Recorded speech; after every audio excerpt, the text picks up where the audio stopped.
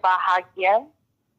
Sekarang ni panggilan cik direferkan kepada saya atas kenapa cik? Ni bukan kenapa? Kenapa panggilan ni direferkan? Dah, kenapa kau call saya? Kalau tu saya pun tak tahu kenapa kamu orang call saya ni. Saya bukan call cik. Saya bukan call cik. Sekarang ni Cik Faizul sambungkan panggilan cik kepada saya. Untuk urusan Tadi apa? tu Kalau Cik tidak Faizul pun berani. dia cakap, bos saya mau cakap sama kamu. Jadi siapa yang call? Siapa yang begini? Kau tahu kan tidak apa itu ayat?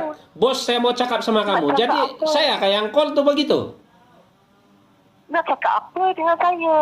Saya mana tahu kau mau cakap apa? Dia cakap bos mau cakap sama kau. Dia cakap. Jadi apa masalah dia ni? Ada nombor aduan. Ada nombor aduan untuk kita semak. Saya mana tahu aduan apa? Kamu yang cakap bos mau cakap sama kamu. Jadi kau mau nomor aduan lah, itulah, inilah. Apa masalah dia ni? Kau mau minta duit kah? Kalau macam tu saya kena rujuk dengan Cik Faizul lah. Cik tunggu sebentar. Saya mana tahu. Kau pergi cakap kasih dia. Kau tengok kau pun passing sama dia.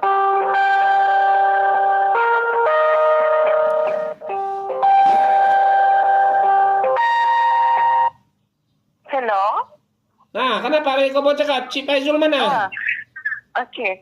So, Cik Faizul bagi tahu dengan saya, Cik Faizul maklumkan kepada saya yang Cik ni direferkan untuk saya sampaikan maklumat penting.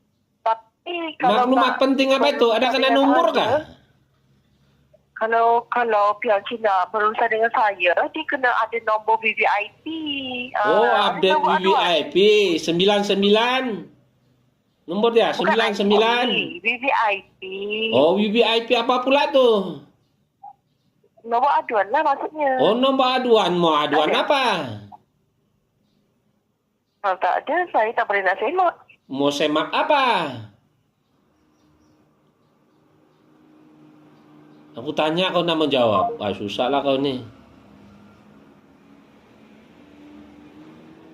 Kamu ni pun nak pandai. Bodoh ni orang.